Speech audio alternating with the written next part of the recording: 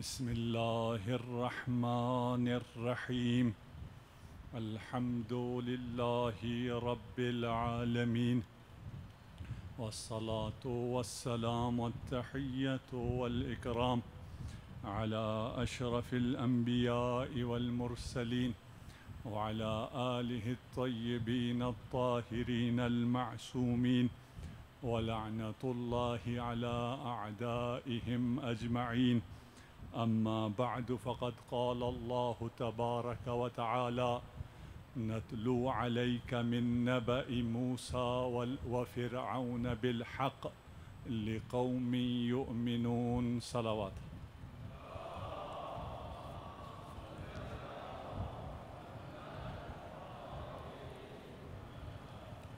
اس عشر محرم میں انشاءاللہ داستان حضرت موسیٰ سے، جس داستان کو قرآن حکیم نے بہت اہمیت دی، اس داستان سے اپنے لیے، اس عصر کے لیے، اس امت کے لیے جو دروس خدا نے نمایاں بھی کر رکھے ہیں اور چھپا کر بھی رکھے ہیں. ہم قرآن کو اہل بیت کی روایات سے سمجھنے والے ہیں. ہماری رسائی صرف عبارات تک نہیں ہے، ہماری رسائی حقائق قرآن تک ہے. اہل بیت کے دامن سے متمسک اگر ہم ہوں تو ان قصص سے، ان داستانوں سے، جس کو قرآن نے اس انداز میں نقل کیا ہے کہ ہم حقائق امور تک پہنچ سکتے ہیں. صلوات پڑھ دیجئے محمد و آل محمد.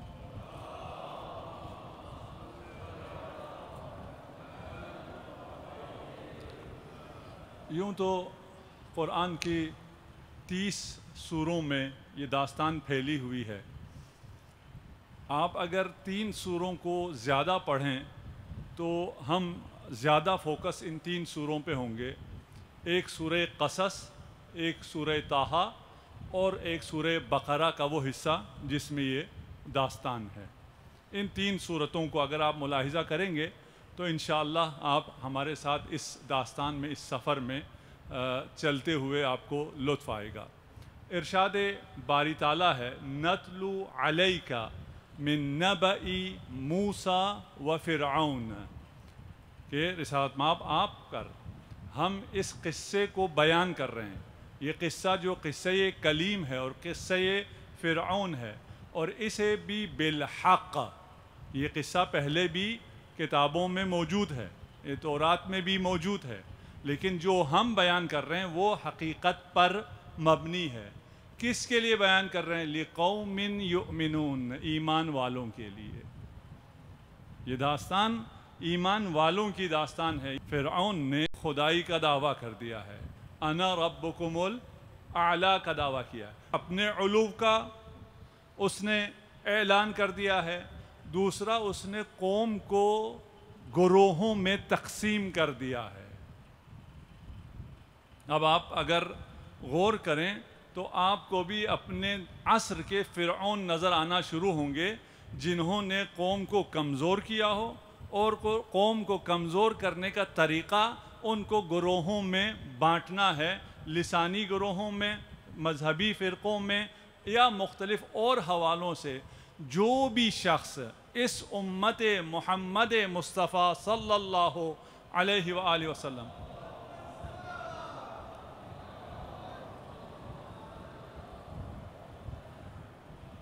بار دیگر صلوات. اللہم صلی علی محمد. جو شخص بھی اس امت کو تقسیم کرے گا، اس کو فرقوں میں بانٹے گا، یہاں اختلافات کو ہوا دے گا، وہ فرعونی فکر رکھنے والا ہے. وہ کسی بھی طرف ہو، اور وہ کبھی بھی شیطان یا کبھی بھی فرعون یہ کہہ کے نہیں آتا میں برا ہوں. فرعون یہ کہہ کے آیا میں رب ہوں. رب سے اچھی چیز اور کیا ہوگی؟ اچھا کہہ کے آتا ہے. یہ کہہ کے آتا ہے میں مصلح ہوں. یہ کہتا ہے میں زیادہ سمجھدار ہوں، میں تمہارے مسائل تم سے بہتر حل کر سکتا ہوں، میں تمہارے لیے تمہاری زندگی آسان کر دوں گا، میں تمہارا ہمدرد ہوں۔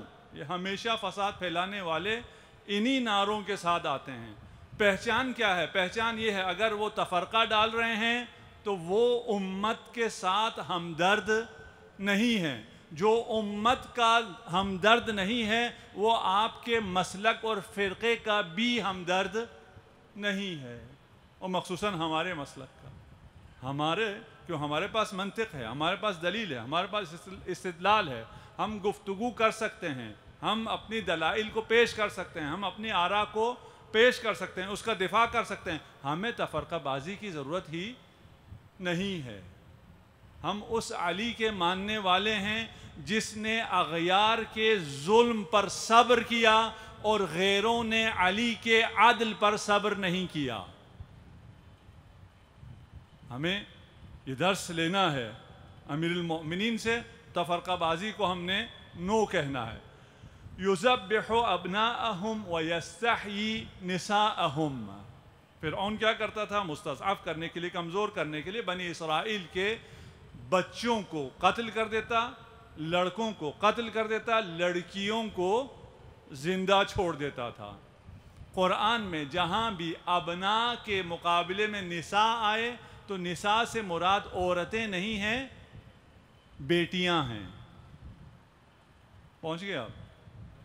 جی، قرآنی تصریح میں جہاں بھی ابناء کے مقابلے میں نساء آئے تو اس نساء سے مراد عورتیں نہیں ہیں، امہات المؤمنین نہیں ہیں، بلکہ اس نساء سے مراد بیٹیاں ہیں۔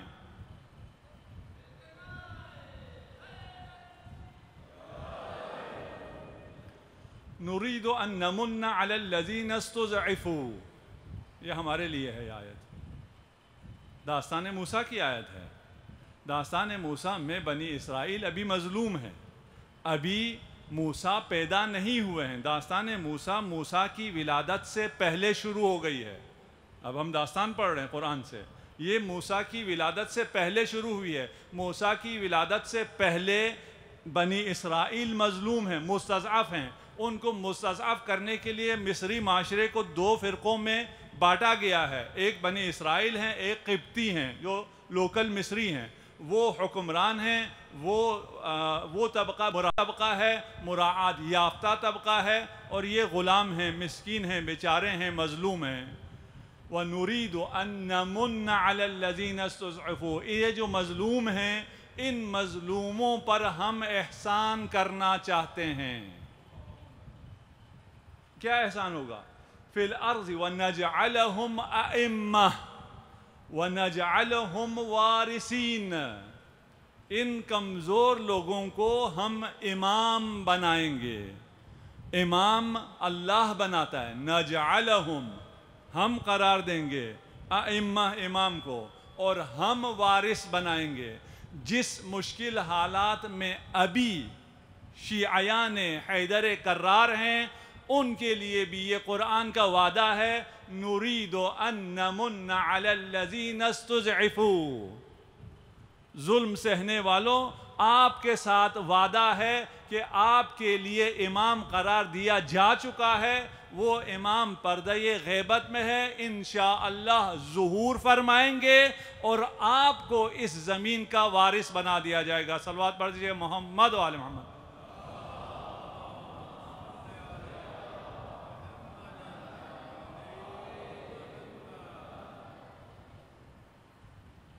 وَنُمَكِّن لَهُمْ فِي الْأَرْضِ وَنَرَى فِرْعَوْنَ وَحَامَانَ وَجُنُودَهُمَا مِنْهُمْ مَا كَانُوا يَحْذَرُونَ۔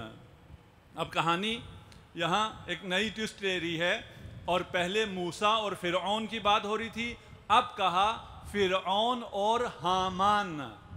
یہاں دو کریکٹر آ گئے، موسیٰ اور فرعون، پھر موسیٰ اور فرعون اور حامان کا کریکٹر آتا ہے، موسیٰ کے ساتھ ہارون آ جائے گا۔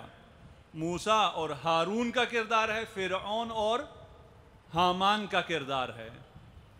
اب اگر جو تاریخ سے دلچسپی رکھتے ہوں، قرآن کے اوپر مستشرقین کا ایک بہت بڑا اشکال تھا، اور وہ اشکال یہ تھا کہ حامان نامی کوئی شخصیت مصر میں وجود ہی نہیں رکھتی تھی. یہ ایک ایرانی وزیر تھا، ایرانی بادشاہوں کا ایک وزیر حامان نام کا تھا.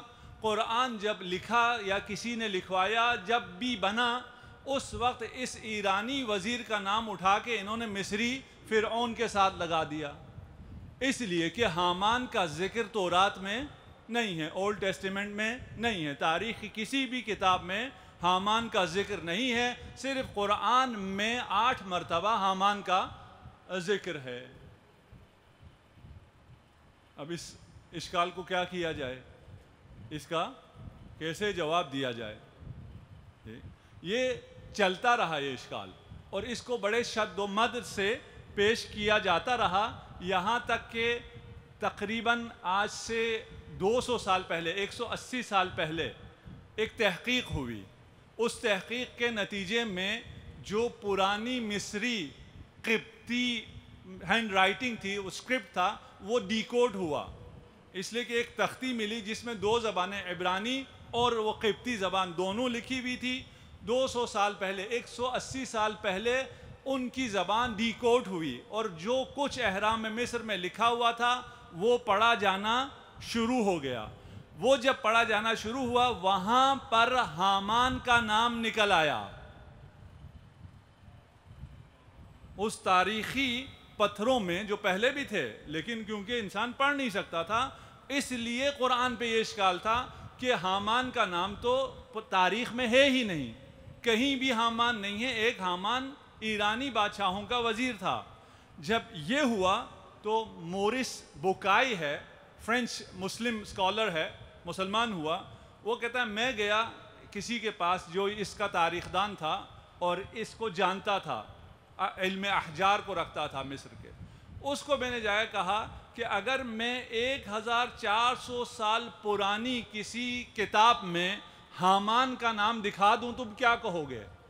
اس نے کہا ممکن ہی نہیں ہے، حامان کا نام تو ابھی 200 سال ہوا ہمیں پتہ چلا ہے، اس سے پہلے کی کسی کتاب میں نہیں ہے. اس نے قرآن کھول کے اس کے سامنے رکھ دیا. یہ واقعہ حامان کا حامان کا مصر میں ہونا، اور وہاں سے حتیٰ تورات میں اس کا ذکر نہ آنا، اور محمد مصطفیٰ صلی اللہ علیہ وآلہ وسلم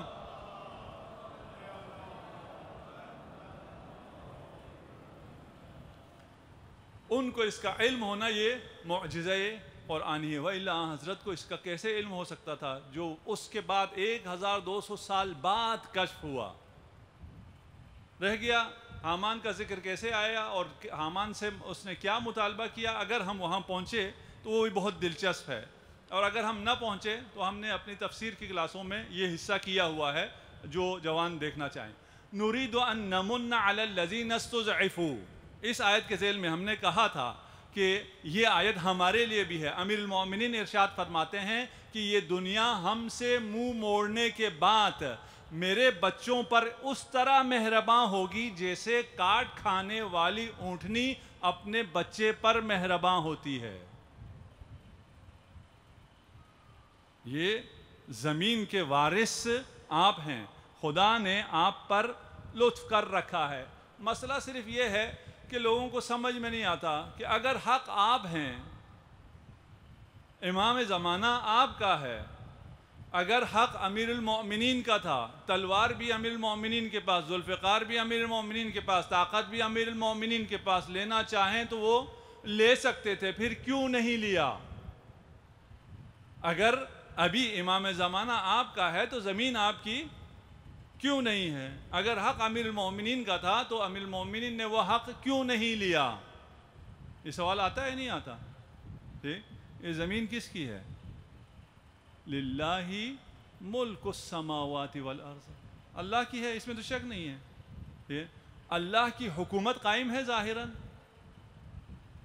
ظاہراً تو کہیں پتہ نہیں کیا آج کل کون ہے، وہ بائیڈن کی حکومت ہے، کس کی حکومت ہے؟ ظاہراً آپ تو ظاہری حکومت کی بات کر رہے ہیں، ظاہراً تو اللہ کی کوئی حکومت نہیں ہے. اور جو اسلامی ممالک اسلام کے نام پر اسلامی ممالک کہتے ہیں، وہاں بھی کوئی اسلام کی حکومت نہیں ہے. پھر اللہ کی حکومت میں کیا مطلب؟ اللہ میں طاقت نہیں ہے، اللہ کے پاس اقتدار نہیں ہے۔ اللہ کے ملاقات اور ہمارے ملاقات میں زمین آسمان کا فرق ہے۔ اگر کوئی امیر المؤمنین کی بصیرت رکھتا ہو تو امیر المؤمنین ارشاد فرماتے ہیں وَلَا يُمْكِنُ الْفِرَارِ مِنْ حُكُومَتِكَ، تیری حکومت سے کوئی بھی باہر نہیں جا سکتا، اور ان میں سے بھی کوئی حکومت خدا سے باہر نہیں ہے، مہلت ملی ہوئی ہے۔ ہم اس مہلت کو نہیں سمجھتے کہ جو ڈیل ملی ہوئی ہے، اس ڈیل کو یزید بھی نہیں سمجھا تھا، زینب نے سمجھایا تھا، نہیں سمجھا وہ۔ آج کے ظالم بھی نہیں سمجھتے، آج کے مظلوم بھی نہیں سمجھتے۔ جس کے پاس کنٹرول ہو وہ ڈیل آسانی سے دیتا ہے، جس کا کنٹرول نہ ہو وہ ڈیل نہیں دیتا۔ اگر میں بچوں کو سمجھانے کے لیے، اگر کوئی کمزور کسی سے لڑ رہا ہو اور اس نے اپنے مقابل کو گرا دیا ہو، وہ کبھی بھی اس کو اٹھنے نہیں دے گا، کیونکہ اس کو پتہ ہے بڑے بائی چانس یہ مجھ سے گر گیا ہے، اب یہ اٹھا تو مجھ سے یہ قابو نہیں ہوگا، میں مکے بھی ماروں گا، لاتیں بھی ماروں گا، پتھر بھی ماروں گا، میں اس کو اٹھنے نہیں دوں گا۔ لیکن اگر میں مضبوط ہوں اور میں طاقتور ہوں تو میں کیا کروں گا؟ میں اس کو اٹھنے دوں گا۔ پھر کیا کروں گا؟ میں اس کو خود اٹھاؤں گا۔ ارے یہ کیا ہو رہا ہے؟ یہ آپ کا دشمن ہے اور آپ اس کو اٹھا رہے ہیں۔ کیونکہ میں طاقتور ہوں میں اس کو اٹھاؤں گا۔ جو جاہل ہے وہ کیا دیکھے گا؟ یہ اٹھ رہا ہے، یہ نہیں دیکھ رہا یہ کیوں اٹھ رہا ہے، یہ کہاں جا رہا ہے اور کہاں سے جا کے اس کو پٹخا جائے گا، یہ ساری تصویر اس کے سامنے نہیں ہے۔ یہ مہلت والا اس کو سمجھ میں بات نہیں آتی ہے، اس لیے سوال کرتے ہیں اگر امیر المومنین کا تھا تو کیوں نہیں لیا؟ امیر المومنین کی حکومت زائل کب ہوئی ہے؟ ابھی تک امیر المومنین کی حکومت تمام دلوں پر قائم ہے۔ کوئی ایک دن دو دن کی حکومت تو نہیں ہے امیر المومنین کی۔ آج آپ کے دلوں پر کون حکمران ہے؟ علی۔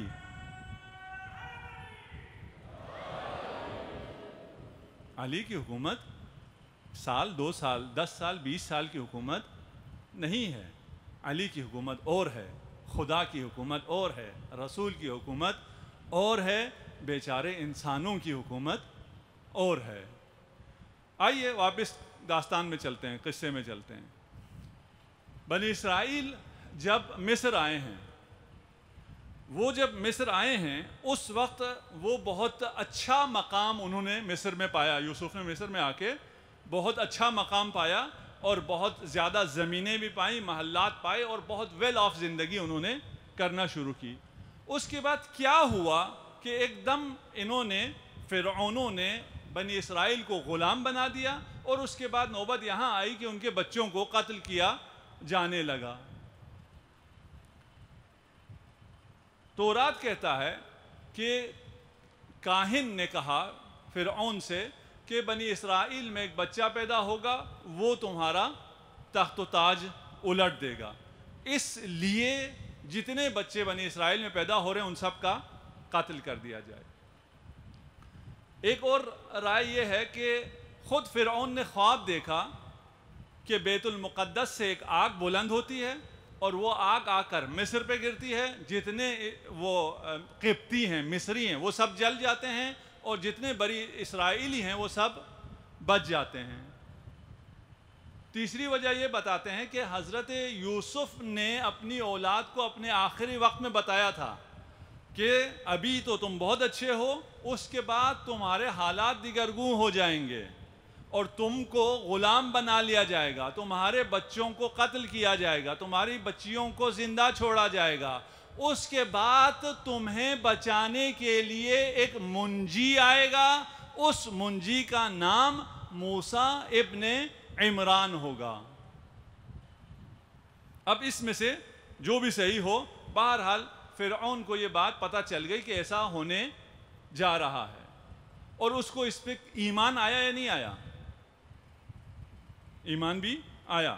ایمان کتنا پختہ ایمان آیا؟ اتنا پختہ ایمان آیا کہ پوری نسل کا اس نے خاتمہ کیا، جتنے بچے پیدا ہو رہے ہیں سب اس نے ذبح کیے۔ کیوں؟ کیونکہ اس کو ایمان آ گیا، پتہ چل گیا اس میں سے کوئی ہے جو میرا تختہ الٹ دے گا۔ کرنا کیا چاہیے تھا اس کو؟ کرنا یہ چاہیے تھا ایمان آنے کے بعد اس بچے کو تلاش کرتا، اس سے کہتا بھائی آ جاؤ تم بھی بادشاہ بن جاؤ، یہ تو ہونا ہی ہونا ہے، ٹھیک ہے نا، میں بھی تمہارے اوپر ایمان لے کے آتا ہوں، مجھے بھی اپنا سسٹم چلانے دو۔ اور داستان میں اگر ہم پہنچیں تو موسیٰ نے آ کے فرعون سے یہی آفر دیا ہے کہ ہم آئے ہیں، تم ایمان لے آؤ، بنی اسرائیل پر ظلم ختم کر دو، ان کو ہمارے ساتھ جانے دو، تم اپنے جیسے ہو ویسے بادشاہ رہو۔ یہ ہمارے ساتھ ہماری زندگیوں میں بھی ہوتا ہے یا نہیں ہوتا؟ ہماری زندگیوں میں بھی یہ چھوٹے چھوٹے پیمانوں پہ ہوتا ہے۔ ہمیں ایک طرف سے خدا کا وعدہ ہے، اہل بیت کا وعدہ ہے کہ تم اگر ایسے ہو جائے تو ایسے کر لینا، تمہیں بچانے کی ذمہ داری ہمارے اوپر، تمہارے کامیابی کی ذمہ داری ہمارے اوپر، لیکن ہم اپنے جو ہماری تدبیر ہوتی ہے، ہماری اپنی جو چالاکیاں ہوتی ہیں، اس میں جھوٹ ہے، فریب ہے، رشوت ہے، فلان ہے، پتہ نہیں کیا کیا ہے، اس کے ذریعے ہم کہتے ہیں نہیں وہ جو سیدھا راستہ ہے اس کے ذریعے کوئی آج تک کامیاب نہیں ہوا ہے، یہی وہ راستہ ہے جس سے میں کامیاب ہو سکتا ہوں، اور وہ جو باتیں ہیں ان کو میں ٹیکل کرنے کے لیے کوئی انتظام کر لوں گا۔ ہم اپنی زندگی میں چھوٹے پیمانے پہ یہ بہت کر رہے ہوتے ہیں۔ اگر اس سے درس لے کر جو خدا نے کہا ہے، جیسا خدا نے کہا ہے، ایک چھوٹی سی مثال دیتا ہوں، ہمارے آپس میں کوئی ناچاقی ہو گئی، اہل بیت کیا کہتے ہیں؟ اہل بیت کہتے ہیں اس کو معاف کر دو،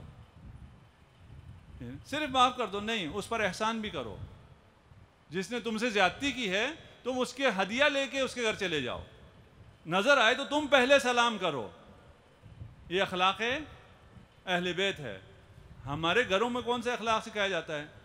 خبردار اس کو لفٹ نہیں دینا، نہیں تو اور چڑھ جائے گا، تم اس کو نہیں جانتے ہو، ٹھیک، اس جگہ بھی تم نے نہیں جانا، فلاں کے گھر بھی تم نے نہیں جانا۔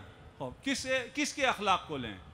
جس اخلاق کے پیچھے خاندان کا تجربہ ہے، یا جس اخلاق کے پیچھے اللہ، اس کا رسول اور اس کے اہل بیت ہے؟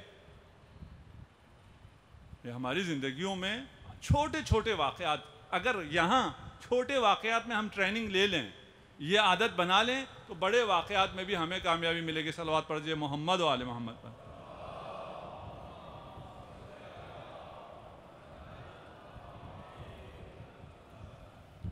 جیسے سوال آپ کے سامنے پیش کیا تھا کہ یہ بنی اسرائیل آئے، یعقوب کی بات، آئے مصر میں اچھے تھے، ویل آف تھے، بہت اچھی زندگی کر رہے تھے، یہ غلامی میں ان کی زندگی تبدیل ہو گئی، تو کہیں کچھ تو ہوا ہے۔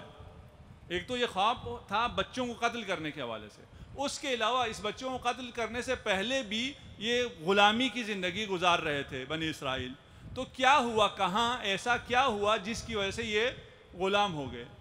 اگر آپ تورات پڑھیں تو تورات کہتا ہے ابراہیم کے دور میں بھی فراعنہ تھے، یوسف کے دور میں بھی فرعون تھا، موسیٰ کے دور میں بھی فرعون تھا، یہ سارا ایک سلسلہ ہے بادشاہت کا، وہ سارے فرعون کہلاتے تھے، اور یہ سارے موسیٰ کے دور میں بھی تھے، یوسف کے دور میں بھی تھے، اور ابراہیم کے دور میں بھی تھے، وہی ایک ہی نسل چل رہی تھی۔ جیسے آپ کے یہاں مغل بادشاہ رہے ہیں، وہاں اگر فرعون کے سارے تھے تو پھر اس خاندان کو جو ایک مقام حاصل تھا یہ ایک دم کیسے اس مقام سے گر گئے؟ ٹھیک، اس کا جواب پھر ہمیں تورات سے نہیں ملتا۔ قرآن کی طرف اگر ہم آئیں تو قرآن جو بادشاہ فرعون کے دور میں ہے اسے فرعون کہتا ہے، جو بادشاہ موسیٰ کے دور میں ہے اسے فرعون کہتا ہے، اور جو بادشاہ یوسف کے دور میں اسے ملک کہتا ہے، اسے فرعون نہیں کہتا ہے۔ وہ فرعون نہیں تھا، وہ دوسرا خاندان تھا، وہ ہکسوس کا خاندان تھا جس نے ٹیک اوور کیا تھا اور اس کی حکومت قائم ہوئی۔ اس سے پہلے فرعون تھے، فرعون سے ہکسوس خاندان نے لیا، اس خاندان کو قرآن ملک کہتا ہے، بادشاہ، فرعون نہیں کہتا۔ فرعون کے جو موسیٰ کے دور کے بادشاہ ہیں ان کو ملک نہیں کہتا، ان کو فرعون کہتا ہے۔ اس کے بعد جب فرعون نے دوبارہ ٹیک اوور کیا اور ہکسوس فیملی کا اقتدار ختم ہوا، تو اس اقتدار میں جو لوگ آگے تھے وہ خود بخود پیچھے چلے جائیں گے۔ آپ کے ہاں تبدیلی آئی بھی ہے نا، ٹھیک، آپ کو پتہ ہے تبدیلی میں کیا ہوتا ہے، ٹھیک، جو پہلے مقرب تھے وہ پیچھے دھکیل دیے جاتے ہیں۔ آج کل تو صرف پیچھے دھکیل دیے جاتے ہیں، اس وقت وہ غلام بنا لیے جاتے تھے۔ اس سوال کا جواب بھی تورات میں نہیں ملتا، آپ کو قرآن میں ملتا ہے۔ قال الملک انی ارى 7 بقرات سمان، میں نے 7 بقرات دیکھی، 7 گائیں میں نے دیکھی ہیں۔ وقال الملک اتونی بہ، ملک کہتا ہے ان کو یہاں لے کر آؤ۔ اچھا، اب یہاں تک تو ولادت حضرت موسیٰ سے پہلے کا قصہ ہے۔ اب آ جاتے ہیں ہم حضرت موسیٰ کی ولادت، کہ حضرت موسیٰ کی ولادت کیسے ہوئی، کہاں ہوئی، اور اس کے واقعات کیا ہیں۔ حضرت موسیٰ کی ولادت کے واقعات آپ کو تورات میں ملیں گے، قرآن میں ولادت کا کوئی ذکر نہیں ہے۔ ما قبل ولادت ہے جو ابھی ہم نے پڑھا ہے، ولادت کا کوئی ذکر نہیں ہے۔ ولادت حضرت موسیٰ کا قرآن نے کیوں ذکر نہیں کیا؟ قرآن تاریخ کی کتاب نہیں ہے کہ آپ کو تاریخ بتائیں کس ڈیٹ کو پیدا ہوئے، کیسے پیدا ہوئے، کیا رنگ تھا، کیا تھا، تو اس سے قرآن کو کوئی کام نہیں ہے، کیونکہ اس میں کوئی درس نہیں ہے، کوئی سبق نہیں ہے، اس لیے پیش نہیں کیا۔ ایک کچھ مفسرین یوں کہتے ہیں کہ کیونکہ اس کو خدا نے ولادت حضرت موسیٰ کو مخفی رکھا، اس وقت بھی کسی کو پتہ نہیں چلا۔ جب اس وقت بھی کسی کو پتہ نہیں چلا تو اب بھی خدا نے اس راز کو آشکار نہیں کیا۔ صلوات پڑھیے محمد و آل محمد۔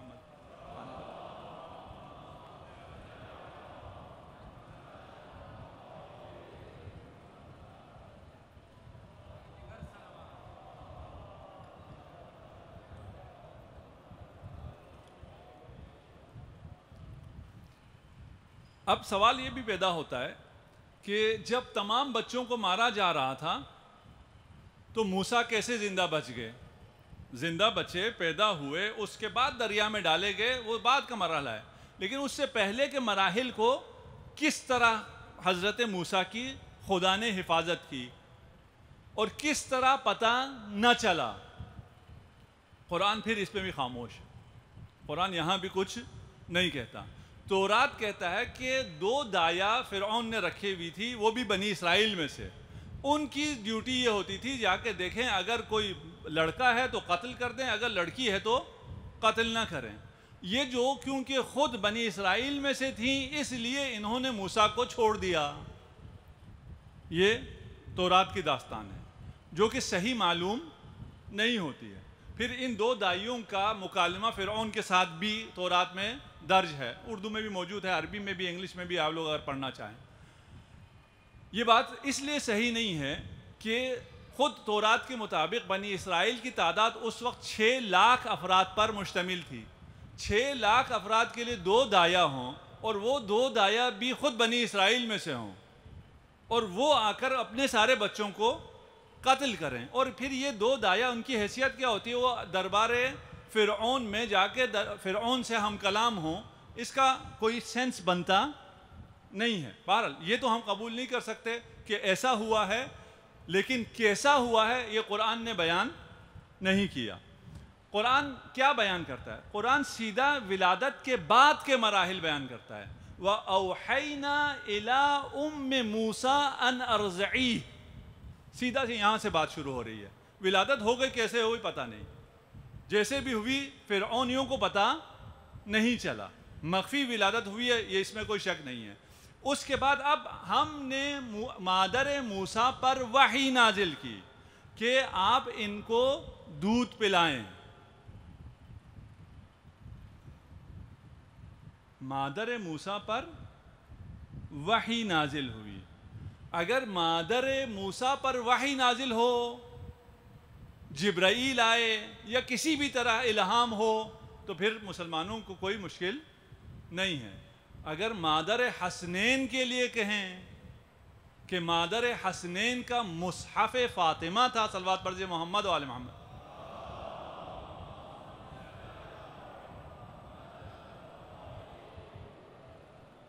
پھر مسلمانوں کو مشکل ہو جاتی ہے۔ وقت رہا تو میں مصحف فاطمہ پہ انشاءاللہ بات کروں گا۔ اس ولادت میں جو روایات معصومین میں آیا ہے، اس ولادت کو کہتے ہیں سنتم من موسیٰ، حضرت موسیٰ کی سنت. حضرت موسیٰ کی سنت کیا ہے؟ آپ کی ولادت کا مخفی ہونا اور خود حضرت موسیٰ کا غیبت میں جانا. یہ دو باتیں حضرت موسیٰ میں بھی ہیں. حضرت موسیٰ کی ولادت بھی مخفی ہوئی، اسی طرح امام زمانہ عجل اللہ فرجہ الشریف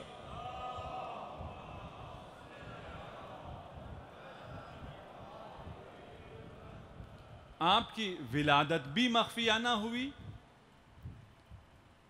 اور آپ پردے غیبت میں بھی ہیں. آپ کی بھی دو غیبتیں ہیں اور موسیٰ کی بھی دو غیبت تھی. ایک غیبت موسیٰ کی 28 سالہ ہے اور ایک 40 روزہ ہے. ہمارا امتحان اس سے بڑا ہے، بنی اسرائیل والوں سے زیادہ ہمارا امتحان ہے. روایت میں ہے، یہ روایت ہم پہلے تقریباً آپ کو پیش کر چکے ہیں.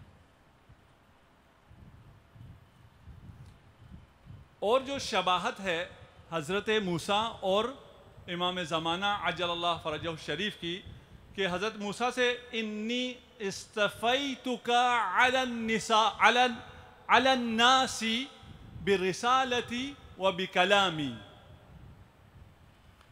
موسیٰ سے خطاب ہے، انی استفیتک، میں نے تجھے چن لیا ہے. یہ صرف موسیٰ سے نہیں ہے، خدا نے یہ ساری دنیا، انما خلقت الاشیاء لاجلک، ان تمام چیزوں کو تیرے لیے خلق کیا ہے. وخلقتک لاجلی، تجھے میں نے اپنے لیے خلق کیا. ہم سب کو خدا نے اپنے لیے خلق کیا ہے. اس کے بعد اب ہمارے اوپر ہے کہ ہم کس طرح اپنے آپ کو پیش کریں کہ خدا ہمیں چن لے. یہاں موسیٰ سے کہا جا رہا ہے کہ میں نے تمہیں چن لیا اپنی رسالت کے لیے. ہر شخص کو اپنے اپنے کاموں سے چنا جائے گا. اور جب امام زمانہ کی ولادت ہوتی ہے تو امام حسن عسکری علیہ السلام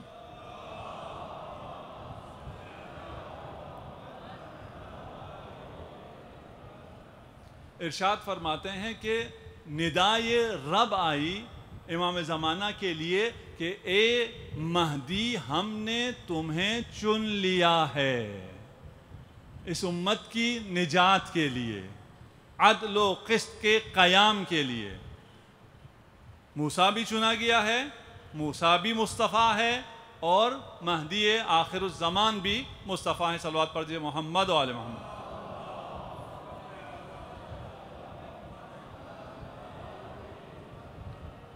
ایک اور شباہت جو امام زمانہ اور موسیٰ میں ہے، فخرج منہا خائفا، موسیٰ خوف کی وجہ سے مصر کو چھوڑ کے مدین چلے جاتے ہیں. ہمارے قصے میں آئے گا انشاءاللہ. امام زمانہ بھی ابھی پردے غیبت میں ہیں. موسیٰ جب صحرا میں جاتے ہیں، ان اللہ مبتلیکم بنہر، ایک نہر کے ذریعے آزمائش ہوئی ہے موسیٰ کی کیا ہے بنی اسرائیل کی. اور شیعیان حیدر کرار کی بھی آزمائش ایک نہر کے ذریعے ہوگی. قارون دس جاتا ہے موسیٰ کے سامنے، امام زمانہ کے سامنے دجال بھی دس جائے گا. یہ داستان ہم چلتے ہیں آگے. اس کے ساتھ ساتھ اس میں آپ کو شباہتیں ملیں گی، اور ان شباہتوں سے ہم نے جو درس حاصل کرنا ہے اس کے مطابق ہم انشاءاللہ اپنی زندگیاں گزارنے کی کوشش کریں گے. وَأَوْحَيْنَا إِلَىٰ أُمِّ مُوسَىٰ أَنْ أَرْضِعِيهِ، ہم نے موسیٰ کو وحی کی کہ اس کو دودھ پلاؤ. فَإِذَا خِفْتِ عَلَيْهِ، اور اگر خوف ہو جائے کہ اب پکڑا جائے گا، دیکھا جائے گا، فَأَلْقِهِ فِي الْيَمِّ، اسے دریا میں ڈال دو. عربی میں دریا کے لیے نہر کہتے ہیں، لیکن اس داستان میں جہاں جہاں دریا آئے گا وہاں وہاں یم کہا جائے گا، اس لیے کہ مصری زبان میں دریا کو یم کہا جاتا تھا. وہاں سے یہ عربی میں آیا ہے، اور یہ بھی پھر اعجاز ہے قرآن کا کہ قرآن میں 48 مرتبہ نہر آیا ہے، بحر آیا ہے، 3 دفعہ نہر آیا ہے، لیکن جہاں جہاں بنی اسرائیل کا واقعہ ہے وہاں پر یم آیا ہے. فَأَلْقَيْهُ فِي الْيَمِّ وَلَا تَخَافِي وَلَا تَحْزَنِي، دریا میں ڈال دو لیکن ڈرو مت، خوف مت کرو۔ ایسے مشکل جگہ پہ آپ لوگ آ سکتے ہیں، ہم آ سکتے ہیں، جہاں ہمیں اللہ پر بھروسہ کرنا پڑے، جو خدا کہے وہ کریں۔ خدا کہے ڈٹ جاؤ، شرک کے مقابلے میں ڈٹ جاؤ، شرک برداشت نہ کرو، کوئی تمہارے سامنے شرک بکے وہاں کھڑے ہو جاؤ۔ میں ڈر جاؤں نہیں، اگر میں کھڑا ہو جاؤں تو پتہ نہیں میرے ساتھ کیا ہوگا، یہ زیادہ لوگ ہیں، اتنے زیادہ ہیں جیسے سمندر کی لہریں اٹھ رہی ہیں، مجمع ایسا ہے، اس میں کیسے کھڑا ہو جاؤں؟ خطاب کیا ہے؟ لا تخافی، مت ڈرو، ولا تحزنی، ملال بھی مت کرو۔ کیوں؟ اس لیے کہ خدا پر توکل ہے۔ اگر خدا پر توکل کرو تو پھر کسی چیز کا خوف نہیں ہونا چاہیے۔ دوسرا درس، خدا پہ توکل کا مطلب یہ نہیں ہے کہ پھر خود ہاتھ پر ہاتھ دھرے بیٹھے رہو۔ خدا پہ توکل کرو لیکن باکس بناؤ، خدا پہ توکل کرو، لے جا کے باکس دریا پہ رکھو، کرنا تم نے بھی ہے۔ اور یہ تمام اسباب خدائی اسباب ہیں، یہ دریا بھی خدا کا، یہ موجیں بھی خدا کی ہیں، یہ ہوائیں بھی خدا کی ہیں۔ ان اسباب سے فائدہ اٹھانا توکل کے خلاف نہیں ہے۔ بات پہنچا پا رہا ہوں؟ جی، ویکسینیشن ہو رہی ہے یہاں، آپ لوگ اگر ویکسین لگوانا چاہتے ہیں، آج بھی ہے اور کل بھی ہے، ٹھیک؟ ویکسین لگانا توکل کے خلاف ہے یا نہیں ہے؟ ویکسین لگانا توکل کے خلاف نہیں ہے۔ کیوں؟ میں نے تو توکل کیا ہے۔ بھئی آپ نے توکل کیا تو کس چیز پہ توکل کیا ہے؟ خدا کے اسباب پر۔ حکم خود خدا کا ہے، بچانا بھی موسیٰ کو خود خدا نے ہے، لیکن ان اسباب کو استعمال کرنا ہے، اور موسیٰ کو بھی کام کرنا ہے۔ اور پھر صرف اتنا بھی نہیں کرنا، بلکہ موسیٰ کی بہن کو ساتھ ساتھ بھی بھیجنا ہے۔ یہ نہیں کہنا کہ اب تو خدا نے بچا لینا، اب چھوڑو، چلو جا کے سو جاتے ہیں۔ نہیں، سونا نہیں ہے، جتنا کام ہم سے ہوتا ہے ہم نے کرنا ہے۔ ایک دریا سامنے ہے، اس دریا سے راستہ بنانا خدا کا معجزہ ہے، لیکن موسیٰ کو بھی لاٹھی اٹھانی ہے، عصا اس نے بھی مارنا ہے۔ ایک عصا مارنے سے ہوتا کیا ہے؟ کچھ بھی نہیں ہوتا۔ یہ کوئی سبب نہیں ہے، کوئی یہ کاز نہیں ہے کہ دریا شق ہو جائے، لیکن شک کرنے والا وہ ہے جو تجھے جتنا کہا جا رہا ہے تو اتنا تو کر۔ اسباب سے ایک اتنی سی ویکسین سے کیا ہوگا؟ تجھے یہ ویکسین خدا نے نہیں کہا، یہ صرف مثال دے رہا ہوں میں، ٹھیک ہے نا؟ یہ ویکسین آپ کی اپنی تحقیق ہے کہ اگر آپ کے حساب سے صحیح ہے لگائیے، صحیح نہیں ہے نہ لگائیے، صرف ہم مثال دے رہے ہیں، ٹھیک؟ اگر کسی بھی اسباب پر آپ توکل پر بھروسہ کرتے ہیں، وہ توکل کے خلاف نہیں ہیں۔ اکثر جوانوں کی ہے، جوان تیز موٹر سائیکل چلائیں اور کہیں میں خدا پہ توکل کرتا ہوں۔ یہ خدا پہ توکل ہے؟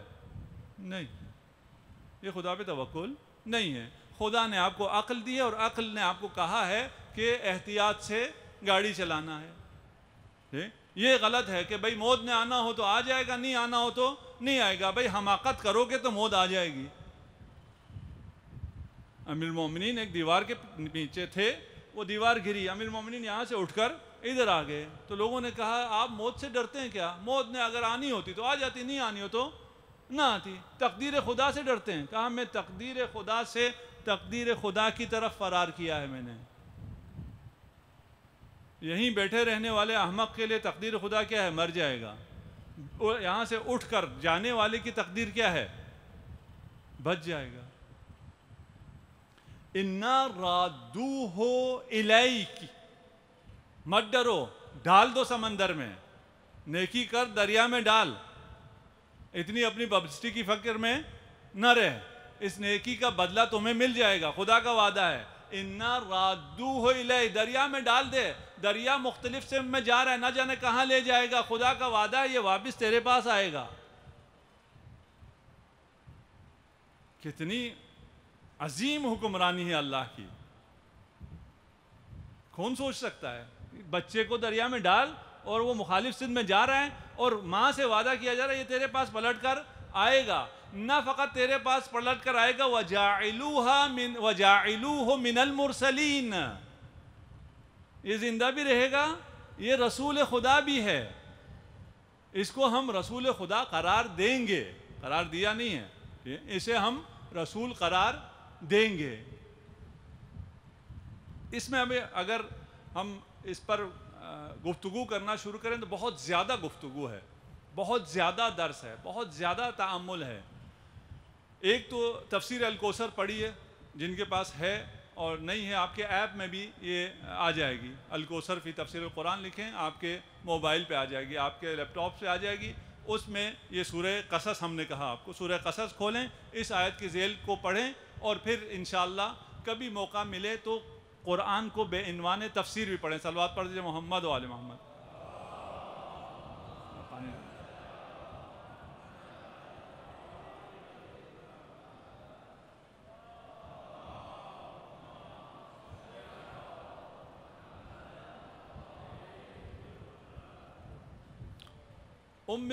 موسیٰ پہ وحی ہوئی، اور اگر مادر حسنین کا ہم کہتے ہیں وحی ہوئی تو کہتے ہیں یہ بات صحیح نہیں ہے۔ ہوا کیا؟ رسالت مآب ارشاد فرماتے ہیں انا مدینۃ العلم وعلی بابھا، میں علم کا شہر ہوں اور علی اس کا دروازہ ہے۔ اور بھی لوگوں نے کچھ چیزیں بنائی ہیں، اس سے ہمیں کام نہیں ہے، لیکن ایک حقیقت اور ہے، اس شہر علم کا ایک دروازہ ہے اور ایک دل ہے، قلب ہے، وہی ابنت فاطمۃ الزہرا، اس شہر علم کا قلب فاطمۃ الزہرا ہے۔ اور آپ کا مقام کیا ہے؟ آپ کا مقام یہ ہے کہ امیر المؤمنین فرماتے ہیں انتی اعلم باللہ۔ واللہ اس جملے کو میں نہیں سمجھ سکتا، سمجھاؤں گا کیا؟ امیر المؤمنین فرماتے ہیں اللہ کی سب سے زیادہ معرفت جناب سیدہ آپ رکھتی ہیں۔ انتی اعلم باللہ۔ جب رسالت مآب کے رحلت ہو جاتی ہے، کان دخلها حزن شدید علی ابیہا، آپ محزون ہیں، آپ ہمیشہ گریہ کرتی ہیں۔ کان یأتیہا جبرائیل، جبرائیل نازل ہوا کرتے تھے، فیحسن عزاءہا علی ابیہا، تاکہ آپ کو دلداری دیں، آپ کو پرسہ دیں۔ یہ عزاداری، یہ پرساداری سنت جبرائیل ہے، جبرائیل نازل ہوتے تھے۔ وَيُخْبِرُهَا عَنْ أَبِيهَا وَمَكَانِهَا وَمَكَانِهِ، رسالت مآب سے خبر دیتے تھے اور ان کی جو جائیگاہ تھی وہ بتاتے تھے۔ وَيُخْبِرُهَا بِمَا يَكُونُ بَعْدَهَا فِي ذُرِّيَّتِي، اور جو آپ کے بعد ذریت علی میں ہونا تھا اس کی بھی خبر دیتے تھے۔ بہت عجیب ایک جملہ ہے اگر سمجھ سکیں۔ جب تک رسول خدا خود تھے، جبرائیل وحی لے کر آتا تھا، رسول خدا اس وحی کو سنتے تھے۔ جبرائیل کی حیثیت صرف واسطے کی ہے، انٹرنیٹ کی ہے، وہ صرف واسطہ ہے۔ معلم خود خدا ہے، خدا معلم، متعلم رسول خدا، اس علم کو رسول خدا لے کر املا کراتے تھے اور علی ابن ابی طالب لکھتے جاتے تھے۔ اللہ کا علم، رسول کی املا، علی کی کتابت۔ رسالت مآب کے بعد منظر تبدیل ہوتا ہے، اللہ معلم، جناب سیدہ کی املا، علی کی کتابت۔ مصحف فاطمہ وجود میں آتی ہے، جس میں یہ تمام واقعات لکھے ہوئے ہیں، کربلا کے بھی تمام حوادث لکھے ہوئے ہیں۔ اب مسئلہ یہ ہے کہ اس کو کہتے ہیں جی یہ مصحف فاطمہ نہیں ہو سکتا، مصحف ام المؤمنین عائشہ ہے، اس پہ کسی کو اختلاف نہیں ہے، وہاں کوئی حساسیت نہیں ہوتی، وہاں تحریف لازم نہیں آتی ہے، جبکہ اس مصحف میں ایسی آیتیں تھیں جو اس کتاب میں نہیں ہے۔ مصحف فاطمہ قرآن نہیں ہے۔ مصحف فاطمہ جیسے ہم نے کہا جبرائیل نے آ کے خبر دی اور بتایا حضرت کا مقام کیا ہے اور آپ کی اولاد کے ساتھ آئندہ کیا ہونے والا ہے۔ یہ جس کتاب میں لکھا ہوا ہے وہ مصحف فاطمہ ہے، وہ قرآن نہیں ہے، وہ کتاب ہے۔ اس میں غیب کا علم ہے اور یہ غیب کا علم اللہ نے جناب سیدہ کو دیا ہے۔ یہ غیب کا علم اللہ نے مادر موسیٰ کو بھی دیا، ڈال دو واپس بھی آئے گا، رسول بھی بنے گا۔ یہ غیب کا علم تھا نا، بننے سے پہلے ہوا تھا۔ ٹھیک، مخالف سمت میں بہنے والی چیز کو کہا جا رہا ہے اس طرف بہا دو، اس طرف آ جائے گی۔ ٹھیک، اور آئے گی بھی کیا؟ ایک بچے کو چھوڑا ہے، ایک رسول کو تم تحویل لوگے۔ یہ غیب کا علم تھا۔ یہ غیب کا علم کس کو دیا گیا؟ مادر موسیٰ کو۔ وہاں کو مشکل پیش آتی ہے کہ مادر موسیٰ غیب کا علم کیسے حاصل کر سکتی ہیں؟ وہاں مشکل پیش نہیں آتی ہے۔ جناب سیدہ پر آ کے پھر مشکل پیش آ جاتی ہے کہ یہ کیسے ہو سکتا ہے کہ جناب سیدہ غیب کا علم رکھتی ہوں۔ لوگوں نے جناب سیدہ کو پہچانا نہیں ہے، آپ کی معرفت نہیں ہے۔ وہ جو تمام عالم کے لیے حجت ہے، امام زمان، وہ کہتا ہے کہ فاطمہ مجھ پر حجت ہے۔ صلوات پڑھیے محمد و آل محمد۔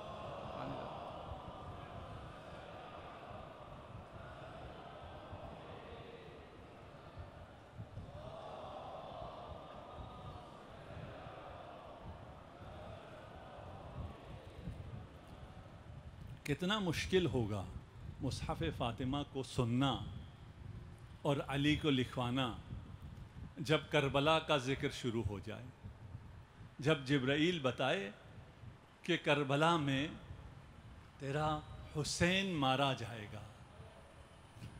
ایک دفعہ امام علی صفین تشریف لے جاتے ہوئے کربلا سے گزر رہے تھے۔ روایات میں ہے کہ 200 انبیاء کربلا میں شہید ہوئے ہیں، کربلا سے پہلے، حسین سے پہلے، اور جو بھی نبی اس زمین سے گزرتا تھا اس کا وہاں پاؤں ضرور زخمی ہوتا تھا، اس کا خون اس کرب و بلا کی زمین پر گرتا تھا تاکہ وہ غم حسین کو، مصیبت جناب سیدہ کو احساس کر کے رو سکے۔ یہ عزاداری بہت پرانی ہے۔ امیر المؤمنین وہاں کچھ دیر کے لیے سو جاتے ہیں، خواب میں دیکھتے ہیں کہ ایک شخص ہے، خون کا دریا ہے، اس میں ڈوب رہا ہے اور اپنی مدد کے لیے پکار رہا ہے۔ امیر المؤمنین آگے جاتے ہیں، دیکھا اپنا بیٹا حسین ہے، حل من ناصر ینصرنا کی صدا بلند کر رہا ہے۔ اجرکم علی اللہ، رونے میں تکلف نہ کیجیے گا۔ امام رضا علیہ السلام دعبل کو بلاتے ہیں اور کہتے ہیں یا دعبل مرحبا بناصرنا بیدہ ولسانہ۔ آپ رونے والوں کو امام اپنا ناصر کہہ رہے ہیں، آپ کا یہ گریہ امام کی نصرت ہے۔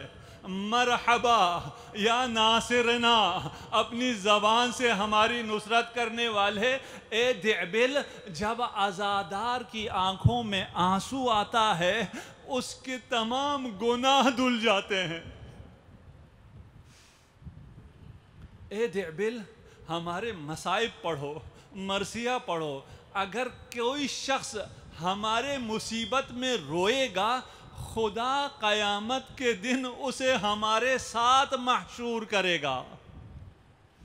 یا دعبل من بکا علی مصاب جدی غفر اللہ ذنوبہ جمیعا۔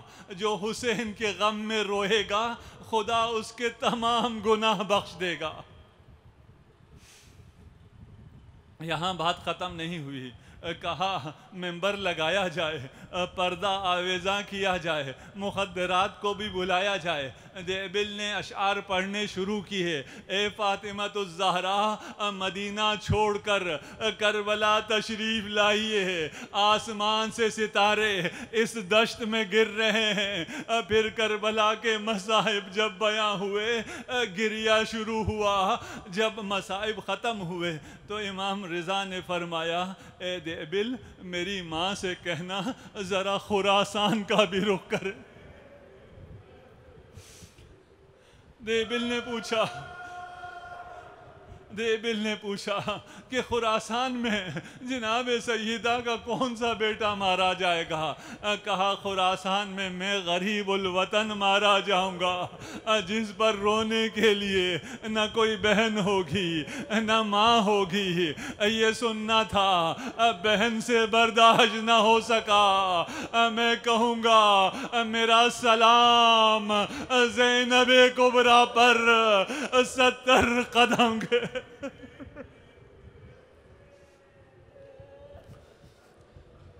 اجرکم علی اللہ.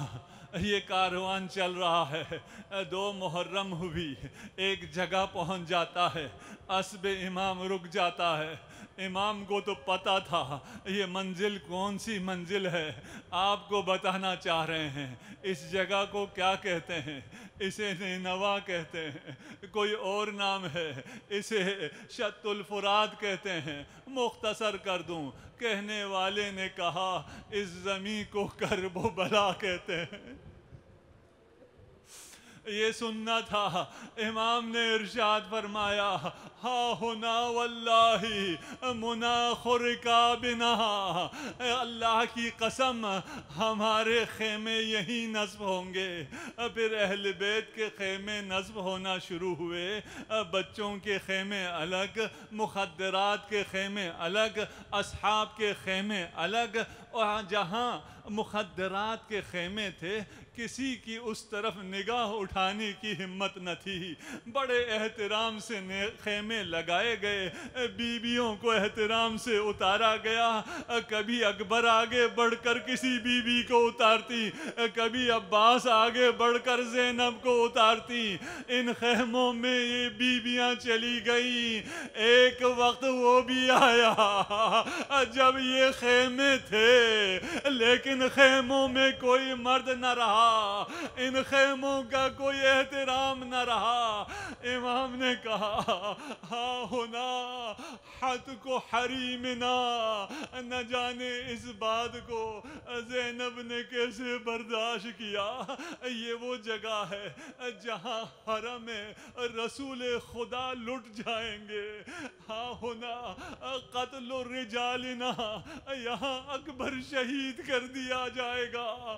ہاں ہونا واللہ، رباب یہ جملہ نہ سننا، واللہ ہاں ہونا مذبح اطفالنا، یہاں ہمارے بچے ذبح کر دیے جائیں گے.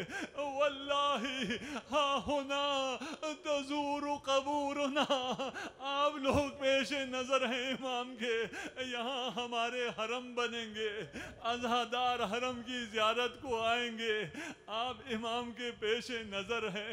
امام نے کربلا کی زمین خریدی، خریدنے کے بعد واپس انہیں کو کر دی. کہا 2 شرط ہیں، جب میرا کوئی زائر آئے تو اسے 3 دن تک مہمان رکھنا، میرا زائر پیاسا نہ رہے. عجب تعلق ہے پانی کا حسین سے، خود 3 دن تک پیاسا رہا، خود پیاسا شہید ہوا، اپنے عزادار کے لیے سبیل کا انتظام. اللہ اکبر. فرمایا دوسری شرط یہ ہے جب یہ اعداء چلے جائیں تو تم آ کر ہمارے اجساد کو دفنا دینا. لیکن میں کیسے کہوں جناب سجاد کے اس دکھ کو میں کیسے بیان کروں. جب یہ قافلہ چلا اور بے گور و کفن لاشیں پڑے تھے، جناب سیدہ نے جب سجاد کی حالت دیکھی کہا بیٹا کیوں اپنی جان دے رہے ہو. کہا وہ بیٹا جی کر کیا کرے جس کا باپ بے گور و کفن پڑا ہو.